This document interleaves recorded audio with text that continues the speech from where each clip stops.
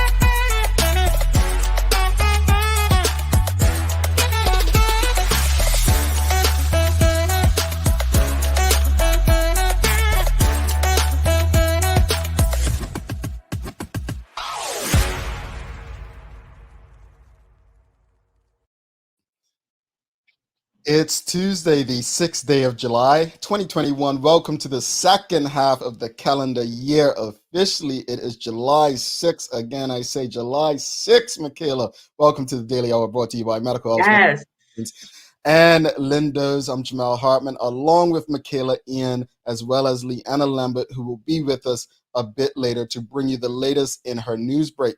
Kales, how was your extremely long weekend? My weekend was good. It was very, very relaxing, like very chill. I did miss the show because, I love my brother Jamal. So I missed the show. I love Lee. I missed Sherry on Friday. Get out of here, girl. But yeah, super, super relaxed. I mean, the weather's been a little funky. Mm-hmm. But I had a good one. Went to brunch on Sunday at the Lauren. That was fabulous. And now back in the groove. How about you?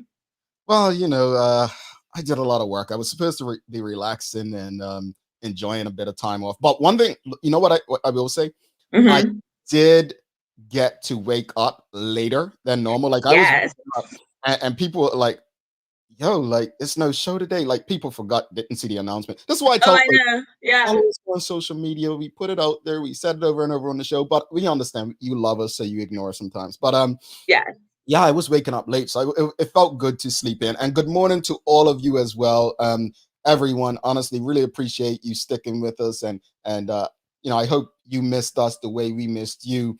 And thanks for making us part of your daily routine. Another good one today as the mayor of Hamilton, Charles Gosling, is swinging by. We're discussing the Freedom Square. The daily players will remember when. So Michaela is guessing the year today. She don't like years, folks, so we might have. I never get this. we might have her on this one. Honestly, good morning to you, Rochelle Sumner and Mary. Morning. I have a joke about Mary Lee Watson. So I was watching Good Day Bermuda, and Terry, the host of Good Day Bermuda, she kept saying Mary Lynn, and I'm like, is this the same person? And so Mary Lee Watson, good morning to you. Terry just likes Mary Lynn better, I'm guessing, or unless I heard it wrong. Good morning, Laverne. Good morning, Kathy Rogers, Sheikha Reyna, Lauren Darrell, and Coralita Davis. Good morning to all of you. We had a lot of trivia this weekend, so don't go anywhere. You might be one of the 4 lucky winners from our weekend trivia. But Kales, before we get into today's topic, I did go to the Bermuda game on Friday. And before the Bermuda game, it was actually the Haiti. Who did they play? St. Vincent sounds right? Yeah, St. Vincent. I'm going to go. Okay. And I was so happy that we weren't playing Haiti because I'm not sure people who've never been to South Florida, Miami, there's a large Haitian population. Yeah, but there's a whole area called Little Haiti. Little Haiti. Haiti. Cuba, and I mean, it was crazy. The crowd was nuts, right? And so I was just like, yeah, we're good. We'll have our numbers because we were playing Barbados. And, we showed out and done our thing. But then we play Haiti tonight. And I'm trying to figure out, am I going to go? I feel like you should. I mean, I really should have planned this properly because I would have come out. But I think you should go. Okay, we'll see how the day goes, and I might make it out. But either way, big props to Bermuda. There's a great performance. I loved every minute of it. Yes, Yes, I'm that person saying it's still nothing. I mean, I wanted more and more and more, and we got more and more and more. It was an impressive performance. absolutely. And then we also have Naki Wells, who made history by scoring the fastest ever goal, 17 seconds. Yeah, So that was pretty amazing as well. it was incredible to see it. And look, obviously I'm a Bermuda fan, and I'm gonna be yelling at the ref when the linesman calling offside.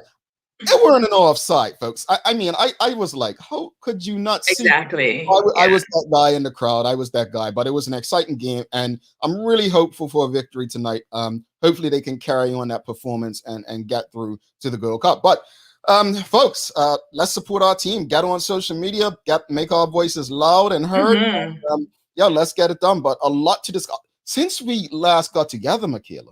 Yeah. So much has happened.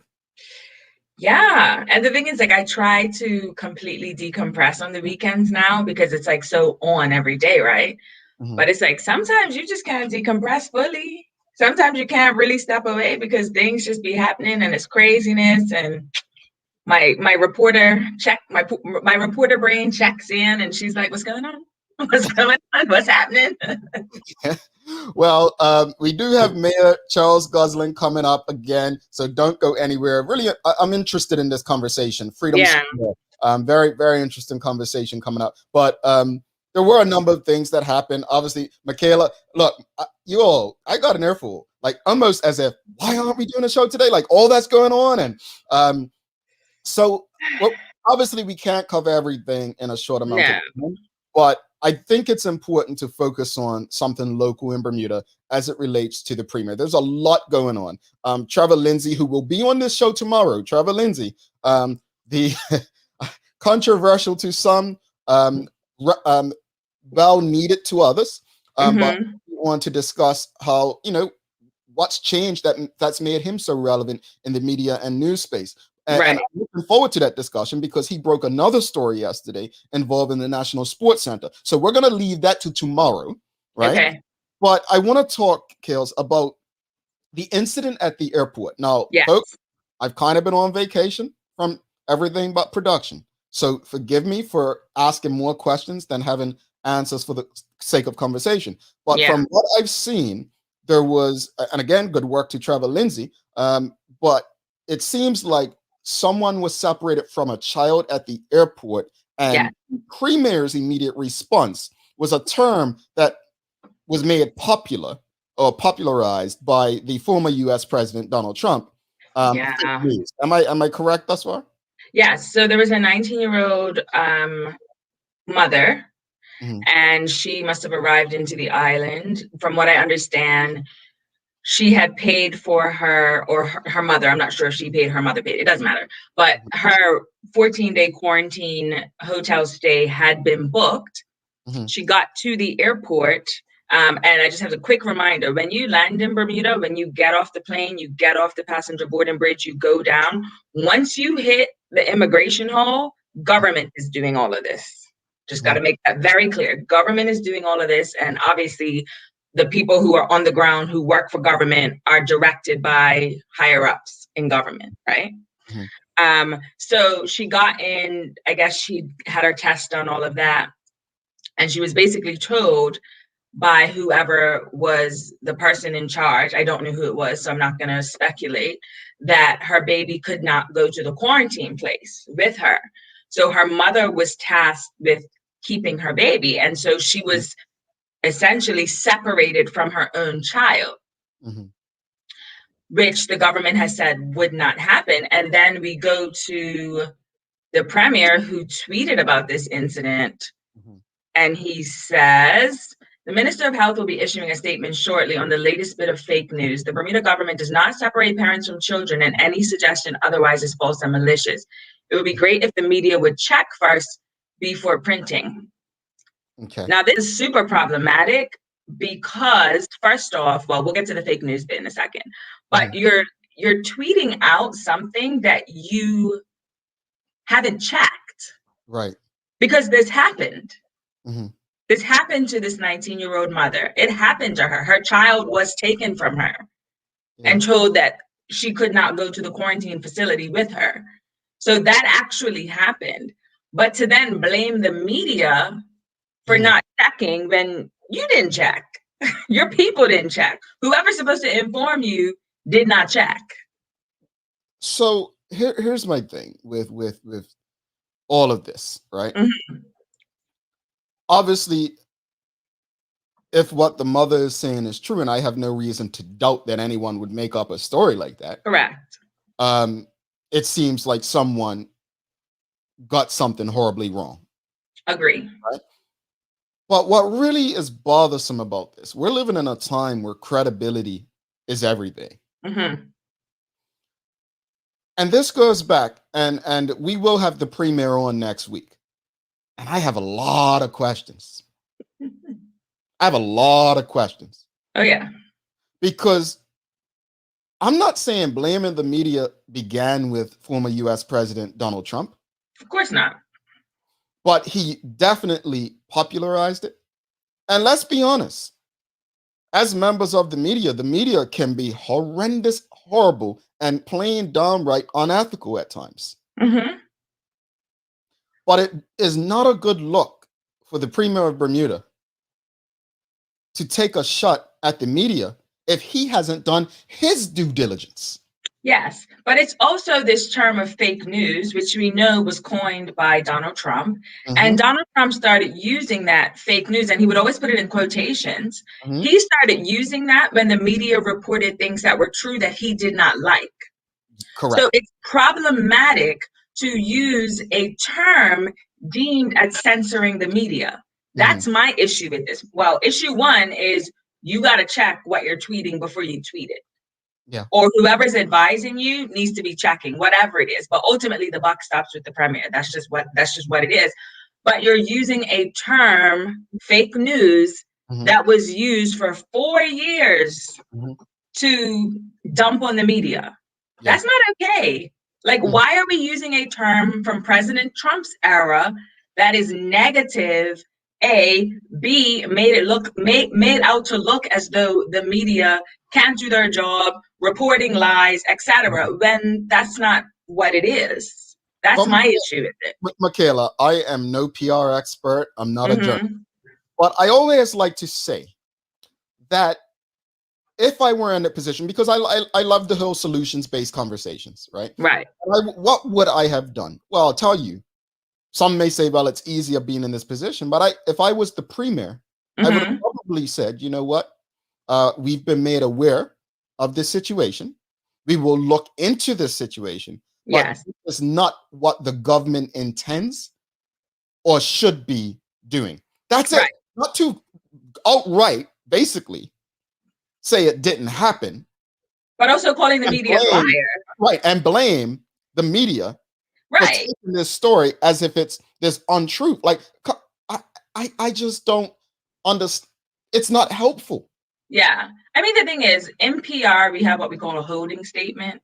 And so you have something that's ready to go, you know, and that kind of statement would have been appropriate in this regard. So literally, if I was advising him in PR and communications, I would have suggested we put out a statement that says, I have been made aware of a story, well, maybe not a story, but I have been made aware of an incident at the airport where a mother was said to have been separated from her child. We are looking into this. Simple. That's it. But to tweet something out like that and then not come back and apologize or course correct, like, that's a problem. It's a big problem. It's a problem. And to just automatically assume that the media is lying. That's like, we have free press. Like, a society without free press is a society that I don't want to live in, right? And none of us should. What'd you say? None of us should. No, absolutely not. So when you have a media outlet, maybe it's the case of the outlet who reported it. I don't know, but I feel like if it had been the Royal Gazette, for instance, it might have been even stronger words, you know? But it's like, at the minimum, when you bear that responsibility, and all of us bear this responsibility in making sure that we put out correct information, especially online when you can't really delete things. But there's a high level of responsibility that comes with this. Yeah. And so when you are shooting down the media and immediately like they're lying, fake news, that's crazy to me. Yeah, indeed. If you have it, what are your thoughts on the situation, not only with the young lady being separated from, what was it, 9-month-old? 9-month-old baby. Her 9-month-old baby, also the premier's response. What are your thoughts, folks? What are your thoughts? Elizabeth Varel says he blames the media when they go against his grain. Hashtag Trump vibes. Sam Cat Play says, listen, you choosing violence first thing in the morning. It's a sad state when you as the leader use Twitter fingers and don't check the facts. The mother is not going to embarrass herself like that. I believe her. Yeah, I find it hard to believe anyone would, Right. say anything, just make a story like this up. It's no benefit to them. Faith to Rosa Guilt says, knee-jerk reactions online, get one in a lot of, you get the point. No need for a beat. Elizabeth Varela says, all of his responses are defensive at first instance. Kills Faith and Tamara. Government PR people work after the issue is exposed instead of before. I could say a lot on that, but I won't today. The question is, does this government want the truth or do they want the answer that suits? Many times this past year, they have shut off before getting the necessary facts. But the thing is, we have to remember there's someone above that person at the airport, the government worker at the airport, who's telling them to do this. Yeah. You know what I mean? This isn't a case. I mean, well, it could be a case of an overzealous employee. I don't know. But ultimately, you get told what it is that the protocol is. The people on the ground aren't making the protocol. Let's be real, you know? Yeah. Renee Sherlin Simmons says he and his followers, they kept stating to fact check. Well, once TNN revealed that audio, they certainly didn't fact check before the government statement was released. Shameful. Lydia Simmons says Premier is too hands-on, whereas his press team. Well, I mean, I'm going to go out on a limb, and we'll talk about this with the Premier next week. Regardless if he has a press team, if one is set on doing things their way, then what good is a press team, Well, I don't believe the Premier actually has a press secretary. Yeah, I think I'll ask her, but I think the department, he uses DCI as his press team, so that could be it. Manuela John Kills. My understanding is that when there is a mother in the party, when there's a minor in the party, they were allowed to quarantine at home. But that should be the decision of the parent, not the authorities on the ground taking a baby, a 9-month-old baby. I mean, that baby could have been breastfeeding, you know? Indeed. And even if the baby wasn't breastfeeding, like that's just not okay. Indeed. Lee, it's a hot one today. Here we go again. Good morning. Oh my goodness. Yeah. Fact checking. Come on. 101. It's 101. 101. Hales, you know this. From university to, that's just standard these days, right? To make sure your facts are correct. I mean, as journalists, the minute we, report something that's incorrect, they're quick. I mean, I've been called before the Supreme Court justice for getting something wrong, and I have to quickly apologize, course correct, literally correct the story, put an apology, and all of that, because we're all human, but it's taking responsibility. Yeah, for sure. Yeah, even us instigators over this side who aren't journalists have to fact check, folks. Let's get over to Leanna for the news break.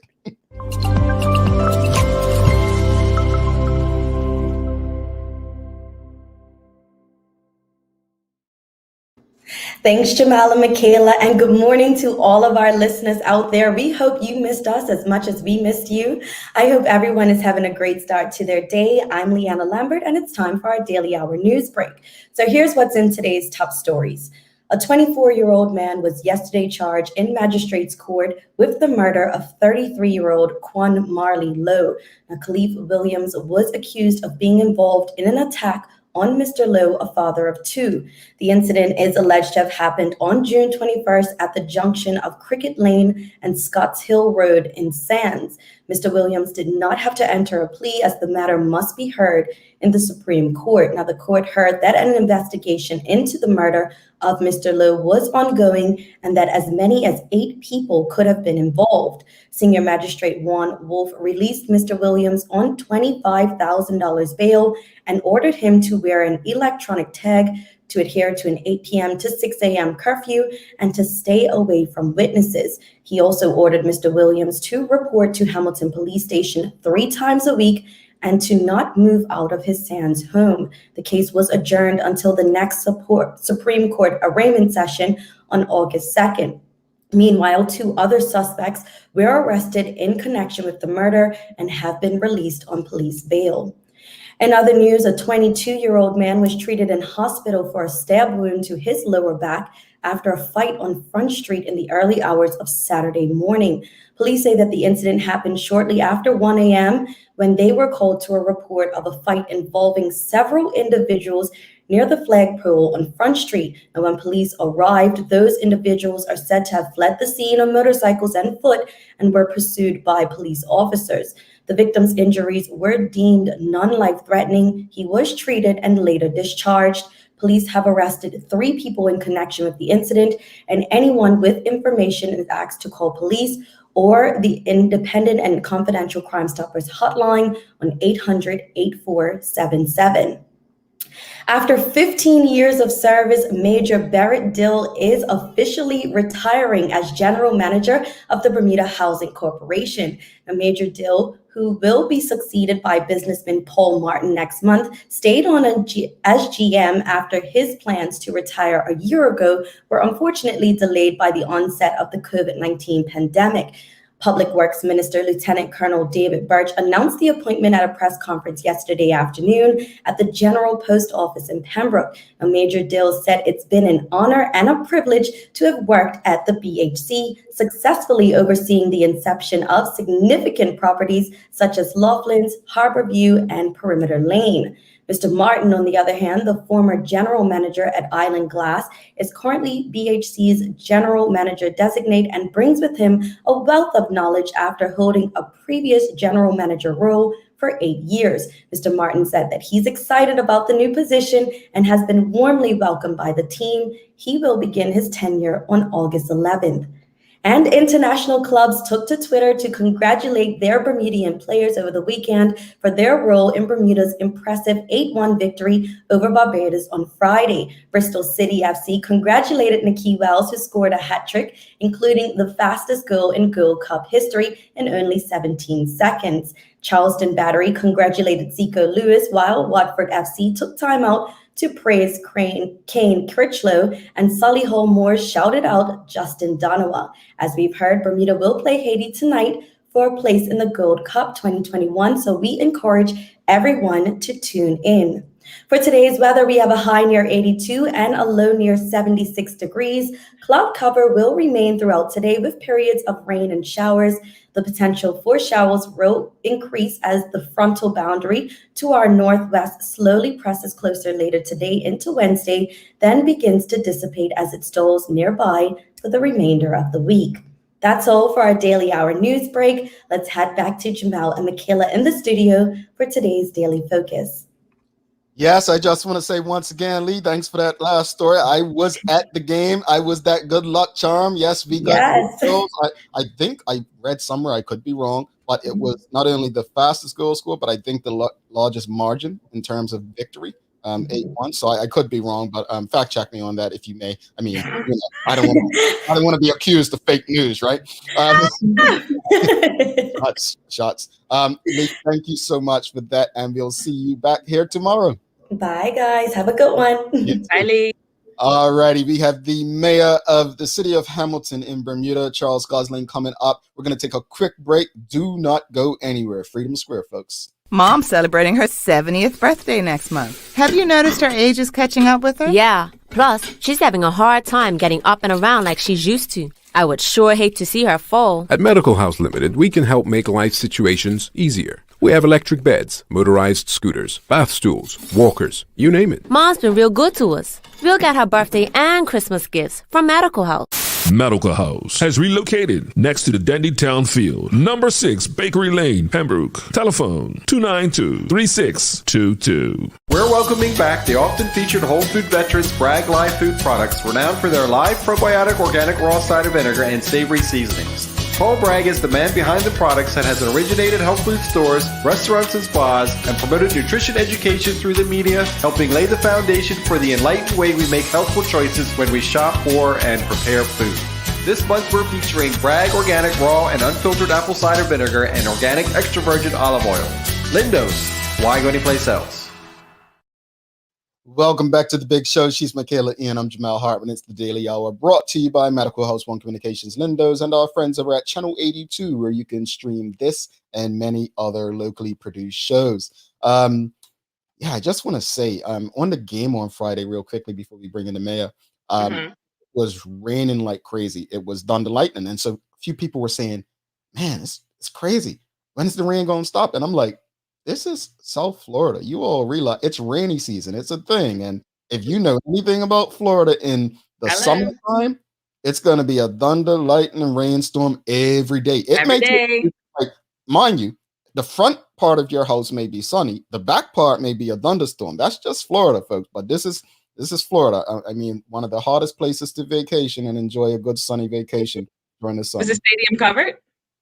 The grandstand was, but I'm going to say that there's leaks because all the seats were still wet. We tried to go up higher and you were still getting wet. Okay.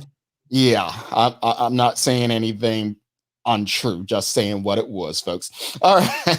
Without further ado, let's bring in the mayor of Hamilton, Charles Gosling. Welcome to the show, Mayor. Good morning. Thanks, Jamel. Hi, Michaela. Good morning. How are you? Fine, thanks. And you? I'm well, thank you. First off, thank you for coming on to the platform. Obviously, second time around being mayor, but you all have a really great initiative going on. Speak to us about what the Freedom Square Initiative is and why is it important for people to know about it? Well, the Freedom Square came about, let's say, well, this portion of it came about after the Black Lives Matter protest and march through the city. And I was approached by Glenn Fubler, who I've been working with on the various celebrations of the theater boycott for a number of years.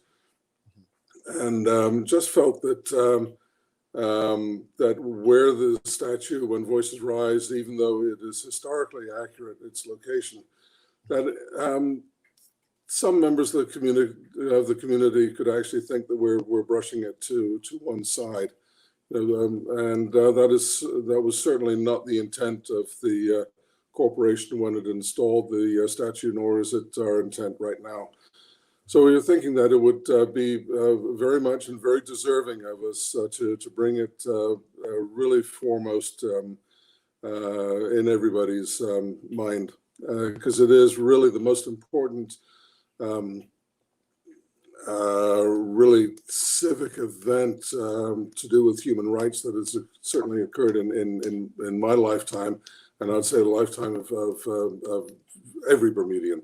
The defeat of segregation, and everything which you can plot from after that, whether it be the really getting down to the. Well, I want to stop you, Mayor, because I don't want you to cover everything that we're going to ask you, but I want to go back to something you said. You said that it came on the back of the Black Lives Matter march, and we've had conversations on this show recently with some diversity and inclusion experts, and we've spoken about and this was back in June last year. This time there were marches and there were corporations. We actually there was a story that broke yesterday at ESPN where Rachel Nichols, a sports reporter, has basically got herself tied up in trouble based on a recording that was found last year of comments she made about a black reporter that got a chance at the NBA Finals, and she was along with one of LeBron James' advisors caught speaking badly or just feeling some way about Black Lives Matter and Me Too. So it's interesting that you mentioned that, and basically you're saying that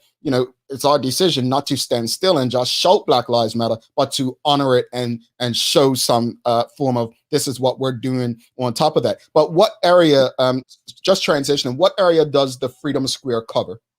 Freedom Square goes from Wesley Street, where the Island Theater used to be, over to Washington Street, which is where the bus terminal is, and from Church over to Victoria. Okay, and what was the? I think you kind of started talking about it, but what was and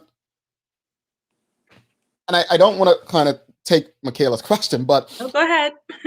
what was you mentioned Glenn Fubler and all that. What was the brainstorming like to come up with this? What was it like? Did you just how did you arrive at this? That like this was the best way to honor? Well, in a certain way, it was a little bit of an enlightening for me, because, as I said, I've been with Glenn on this matter for almost 20 years, from when the first plaque was located on the corner of Church and Wesley, and in some regards, I sort of had felt that. We'd done our stuff, and I was completely, totally, 100% wrong, and it was not the intent to hide this. One of the thoughts that we had was moving the statue to the little island in the middle of the intersection between Queen and Church, but unfortunately, the traffic plans that we have in place, that island may not exist in a couple of years from now. So that would mean having to move that, and all the bad interpretations that would rise from it. The other thing was to move it to where the reflection pond used to be.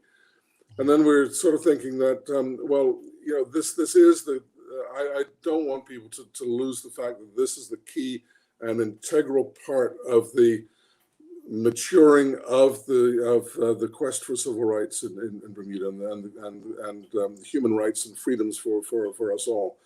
This is the key part, but there are also other freedoms which have been won over the years.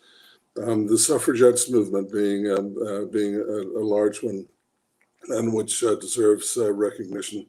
Also, the ongoing fight which the LGBTQ community have currently with their case in the Privy Council. And I just think it's very, very important that for the rights that each one of us takes for granted that is ours, that we are actually willing to share that with others, because and that's one of the I think one of the main drives for me is to there's the old saying of I was able to see so far because I stood on the shoulders of my forebears, and that's the same thing with freedoms. Is that the freedoms that we have today are because of the actions of people of people's last year. So tell us a little bit about the event that was held last week. So the unveiling of it all. Thanks to dear old Mr. COVID, it sort of went back and forth quite a bit. The one thing that we wanted to do is we wanted it to be on the 2nd of July, because the 2nd of July commemorated the 62nd anniversary of the successful completion of the theater boycott. They were the audience, which was limited, unfortunately, to 50. Were invited by the town crier to the event. We were very lucky to have probably about half a dozen to maybe about 10 of the progressive group that were still with us, and some of the supporters that they had at the protest. I gave them the welcome. There was a reading that Florence Maxwell gave from her book Girl Caught, which is well worth reading, and I encourage everyone to go out and get a copy of that. I was 6 years old when this thing happened, but reading it certainly was tearing back the pages of history, and then there's a wonderful document in terms of how things were at that particular time. And then we went to the unveiling. The unveiling was going to be myself and Glenn Fubler unveiling the plaque, and I thought that was, at the moment, was completely and totally inappropriate. And I'm just thankful very much that we got the members of the progressive group to do that on behalf of the city and on behalf of their fellow Bermudians. And there was actually extremely touching. I know that you guys have installed QR codes. So can you tell us a little bit about the QR codes that are around the square? Yeah, we have 5 of them located. The first and foremost is at the corner of Wesley and Church. And a QR code is that sort of little sort of checks box thing that you see on the back of buses and on your vaccination certificate and all that stuff, where you pass your smartphone over, and it's an immediate link to a website. It's amazing that the one tiny little square can actually provide you with literally hours and hours and hours of information. Go that far. Ours, thankfully, right now is probably about a 15-second info. But you have it there. We have it in front of City Hall. We have it on Dismont Walk, which is commemoration of Mayor Dismont, the first Black mayor of the city. And we also have it on the southern side of the City Hall car park on Church Street for the Hamilton Hotel. Which really was an opportunity for the first time for Black Bermudians to get involved on a front house means in terms of the burgeoning tourist industry and stuff like that. I'm afraid number 5 I can't recall. No, it's totally fine. So what happens when I go in and I scan that QR code? What information am I receiving? It's primarily it's going to be the information of the site if you're on the corner of Wesley and Church, it'll be about the progressive group and the significance of the theater boycott and stuff like that, and it'll be tied in with archival movies and photographs and stuff of that time. What we're hoping to do, what I'm pushing for, is that we would be able to work with the Department of Education, because there's absolutely no reason at all why, as a second year, end of year course, or third, fourth year, why each class in Bermuda couldn't do their own series of QR codes in the area and share that with the community, so that we can see how our history is being taken on by the next generation and what they are getting out of it. And it would be a real case of being able to have living history surrounding us. No, absolutely. So I also understand that you currently have a beautiful temporary art display along Nellie's Walk with Bermudiana flowers. So can you tell us a little bit about that? Yeah, that's Nikki Gert, who's an architect, and it really is part of our having to have a vibrant city. You will have noticed in the last 9 years of just how we are getting murals and other forms of art out there, just to give color, give vibrancy to the city. And Nikki's done a wonderful one with the Bermudianas, and that's endemic to the island. Is really part of key to who we are. We might be small, but we're certainly very colorful. Indeed. I look forward to checking it out. There are some people that will say, "Oh, this is just another trinket. This is just something that's given." But what is really being done? So what else can people expect? What else is the city of Hamilton plan to do next? Is there more to come? Well, I mean, we are hoping to have a recognition of individuals that we feel have played a role in our acquisition of freedoms, and whether that be an individual who is with us, or whether it is somebody passed, they are still deserving of that recognition. And I get it when people say, "Oh, this is a trinket. This is just," but we're also just the city, and there are limitations to what we can actually be doing. We don't write legislature. Legislature is part of the legislative power, and we look to them for leadership, because there is so much that can still be done. And stuff of significance to ensure that that all of us are being treated fairly. And I'm afraid a city resolution just ain't going to cut it. Yeah, indeed. If you have any questions or comments for Mayor Gosling, please shoot them. We'll ask as many as possible. Sorry, possible. The message, that is. Yeah, exactly. You kind of touched on this already, but obviously Black Lives Matter played a role. But just remind people, why are initiatives like this so important for our community? Because I mean, basically, because it matters. Quite obviously, if you look at how human life is being, is taken second to, second place to property, and it seems like even at times the third place to, somebody's convenience. It almost appears sometimes that some of these individuals are taken out because it's the end of somebody's watch period. Because there's absolutely no way to explain why somebody who's delirious in the middle of a road, not harming anybody, should suddenly have about 50 bullets popped into them.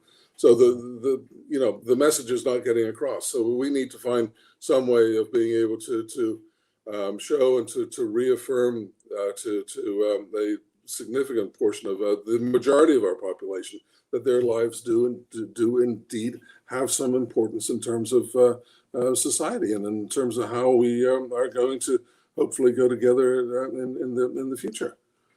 Indeed. Rosalind Famous has a question. Would it be possible to make the info multilingual to make accessible to visiting tourists and our non-English speaking population? I agree to that, and at some point that's something which we would want to do. Pragmatically, though, unfortunately, we are dealing with a budget which is probably about, our overall operating budget of the corporation, which is about 20% below what it has been, primarily due to the COVID virus, and you will find that the majority of the people visiting the island are coming from the U.S., Canada, and the UK. So it would be a significant expense, though I believe in inclusion, and that is something which we would be looking at increasing it for a number of other people who have different origins. Yeah. Indeed. Mayor Gosling, it's been a pleasure.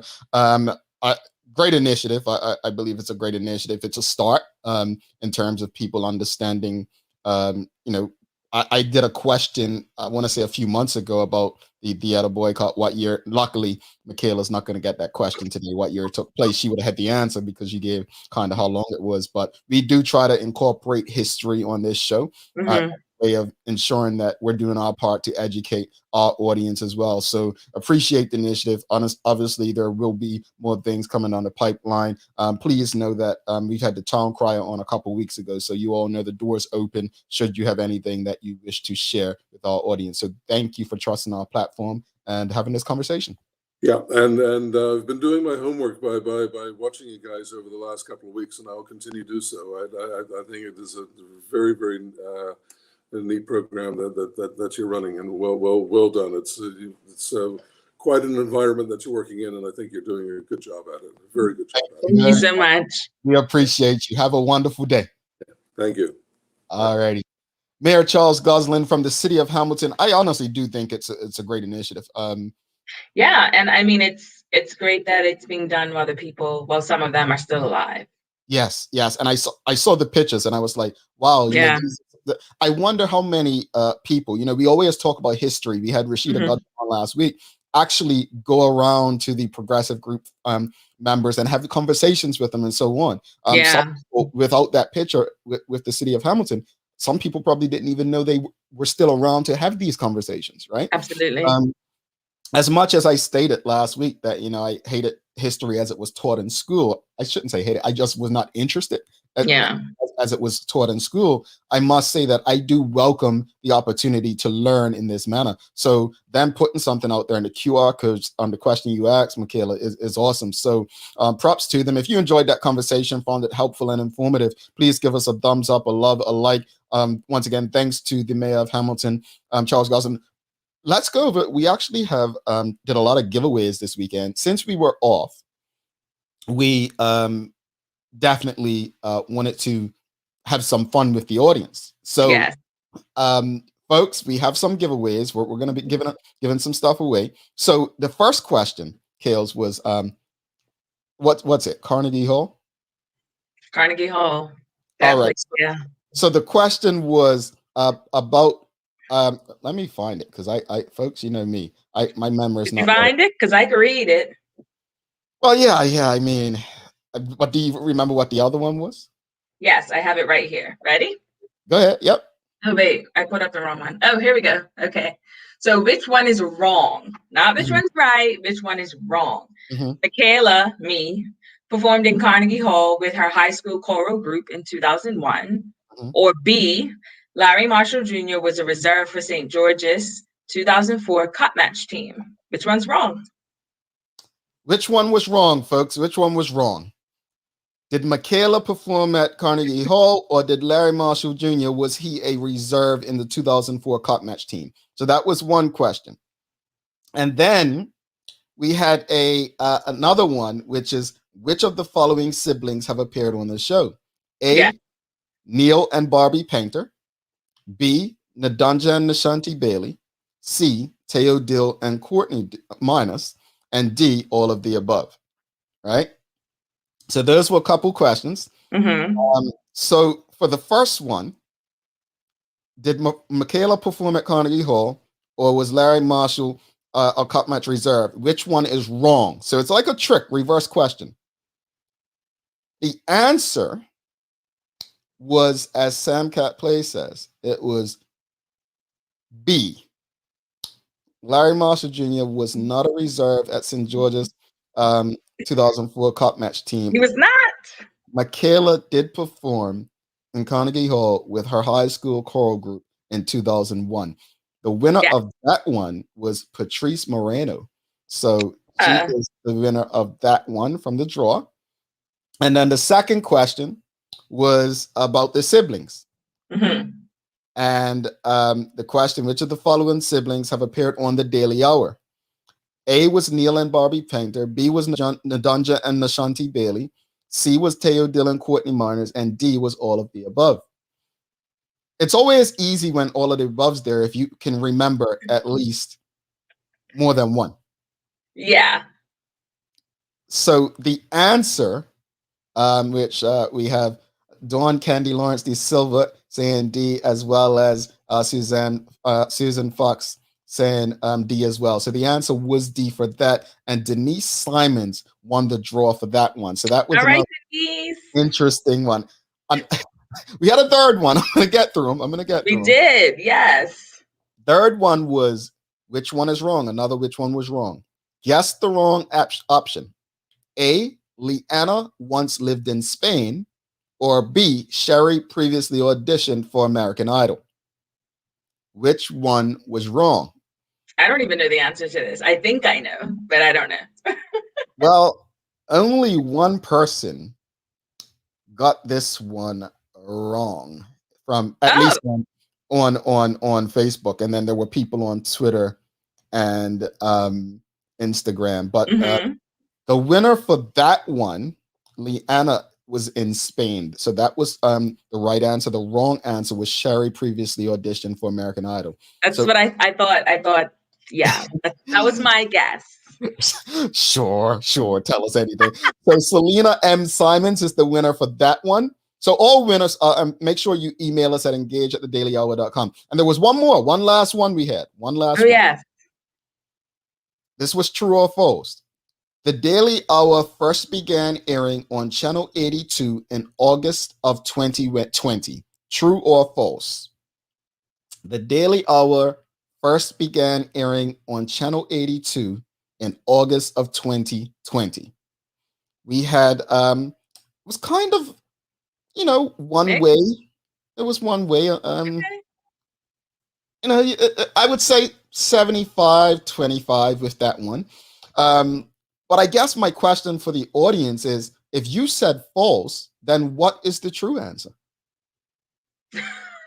Why you gotta be all confusing people? Like, it's supposed to be straightforward. I'm just saying, people out here talking about it's false, but if it's false, then tell us when. Tell us when. So the answer, the question again, the Daily Hour first began airing on Channel 82 in August of 2020. True or false? True or false? The answer was false. The Daily Hour actually started airing on Channel 82 in September of 2020. It was actually the week of the election. All right.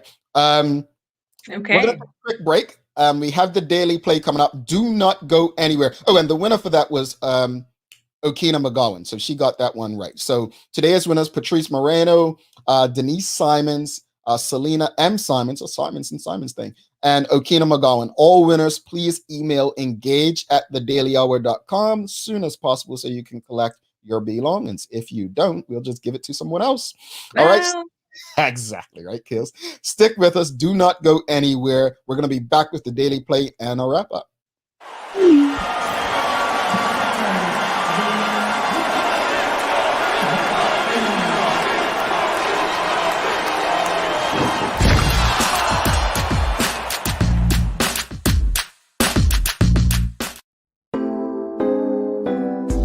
Same smooth sounds, different name. BCG Radio, home of Bermuda's most engaging morning talk shows, The Daily Hour and Good Day Bermuda.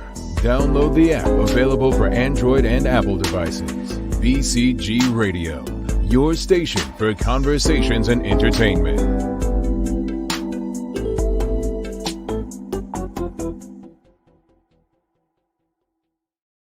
All right, welcome back. She's Michaela. I'm Jamal. Thanks again to Medical House, Linda's, One Communications, Channel 82, everyone who continues to support us, and of course, the greatest audience out there. Just want to let people know, I always forget that not everyone watches the show, some listen. So props to those who listen on BCG Radio, formerly the Full 100 Radio, bcgradio.com. Make sure you download the app. So if you're unable to watch, at least you can listen, put your headset on, Bluetooth, whatever you want to call it, and you can enjoy the show as well. So I mean, they don't get to see our faces, but no, they can hear our lovely voices. Unlucky for them, right? Unlucky for them. All right, Daily Play time. The Daily Play brought to you by Heineken 0.0. Great taste, no alcohol. Kales, are you ready for today's question? Ready. All right, here we go. Okay. In May of what year did Dame Pamela Felicity Gordon of the United Bermuda Party, daughter of the late Dr. E.F. Gordon, who founded the Bermuda Industrial Union, become Premier of Bermuda? May 97. 96. Why'd you move from your original answer? It's 97. I thought it was 97, but then I was like, wait a second. Yeah, no, it is 97. It's 97 because I was still living in Bermuda then. I'm going to say we got you, though. I'm going to say we got you. No, you didn't, because my first answer is the answer. I had to revert back to when I was 11 and remember. Because I remember a lot of the things based on the summer that we moved to Massachusetts. And that was 98. And she was premier when we left. and it happened the year before. We almost got her, folks. She wears it as a short, but 1997. It was May of '97 when Bermuda had its first woman premier, and that was the Dame Pamela Gordon. Yes. So that's your answer for today. Tomorrow we have a very hot show, Michaela. Ooh, I like it hot. Trevor Lindsay. I mean, divisive character. Some people love him, some people don't. But what I will say is, like him or not, I guarantee you're probably getting your news from him in some respect these days. He has definitely a staple in Bermuda's community as far as how fast you get the news. And so I'm really looking forward to the conversation with Trevor tomorrow. You, as a journalist, probably have different perspective than I, because I'm very different. I don't think we'll agree much tomorrow, so we'll see. We'll see. Well, I will say, anyone going to be watching the Bermuda game tonight? Are you going to be watching it, Chaos? Let us know. Are you going to be watching it? Yeah. I'm gonna watch. I missed out on Friday because I went to like an impromptu happy hour that went late, and it was what I needed. So I'm not mad that I missed it, but I'm gonna watch tonight. Yeah, I'm looking forward to it. I have to take my car to the shop immediately following the show, so I'm not sure if I'm going to be able to make it. But definitely, I will say it felt good to be out there supporting Bermuda. We all know how important having fans in the stands is. And, we're not a big country. We're not a large people, right? When you look at the people that follow other nations, we just don't have those numbers. No, we don't. I will say this. We make up for it with our voice. we make up for it with our love, if not for country, for our team, right? Absolutely. And they deserve all of our support. They deserve every single ounce of it. I mean, I've never competed for Bermuda ever in sports, so I don't know what that feels like, but I am like so proud of my little island in the sun. So anytime any Bermudian is out there doing it, I'm like, yes, like, let's go. Indeed. Speaking of Island in the Sun, I told you all that they play God Save the Queen for Bermuda's football games. My only question is, and I'd like to ask Kyle Lightbourne or the captain, Nikki Wells, why do the players put their hands over their hearts and turn towards the flag? Like, and it's no, I mean, it's our national anthem. No, I get that, but it's Scotland and Wales national anthem as well, but they don't play it before the games. They don't. Play their national songs. So I'm just wondering why we don't play our national songs. Now, again, this has nothing to do with an independence conversation or anything, folks. I'm just wondering why we don't play a national song. See, I would much prefer Hail to Bermuda to be played. Like, I'd much prefer that. Am I standing up doing this when God Save the Queen comes on? I'm not. Hail to Bermuda comes on, I'm going to sing that. Yeah. No, I got you. Those are questions I have. I just wonder who's, it's kind of hard to be patriotic to something that's not in you. To something that's not even, No, I agree with you. And I didn't realize that Scotland and Wales played their own songs ahead of games until I actually paid attention this year. And I was like, oh, okay. All right. Yeah. I mean, over to you, Bermuda or BFA, whoever's in charge of that. Real quick, we had a question, Kales, asking people what's their favorite direct route to the U.S. out of Bermuda. So the answers were New York, New Jersey, Boston, Atlanta, and other. Now, I didn't want to pick Miami to be, I didn't want to be biased, but Miami. What? That's the last question before we head out, folks. What's your favorite direct route to the U.S. out of Bermuda? I would honestly say my bias would state Miami. No, Miami. I will say I do not like the current flight schedule. It's terrible. Like, it doesn't leave Bermuda until like 3:30. And so you get into Miami at like 5:30, and then on the way back it leaves at 7:45 in the morning. Right now. So I think it changes later on this year. But Miami definitely, because I can be on a flight for 2.5 hours and I can be in Miami like that. Whereas if I go to New York, it takes me like an hour to get off the plane, in a taxi, into the city. So Miami, 110%. All right. I think we're all in Miami. That's our favorite direct route out of Bermuda. You got any daily inspiration for us at Kills? I sure do. Of course, my phone wants to tap out now. All right. Ready? Uh-huh. And the day came when the risk to remain tight in a bud was more painful than the risk it took to blossom. I like that one. Can't Good, wait right? to hear that. All right, it's time for us to get out of here. Thanks again to our partners, Madawells, One Communications, and Linda's for ensuring that we're able to do this with you on a daily basis. If you haven't already, please be sure to like and follow us on Instagram and Twitter. Don't forget to also subscribe to our YouTube channel. As always, we appreciate you, we love you, and we thank you for making us part of your daily routine. If all goes well, we'll be back to do this again with you tomorrow. She's Michaela Ian. I'm Jamel Hartman. My friends, please make it a safe and great day. Peace. Yes.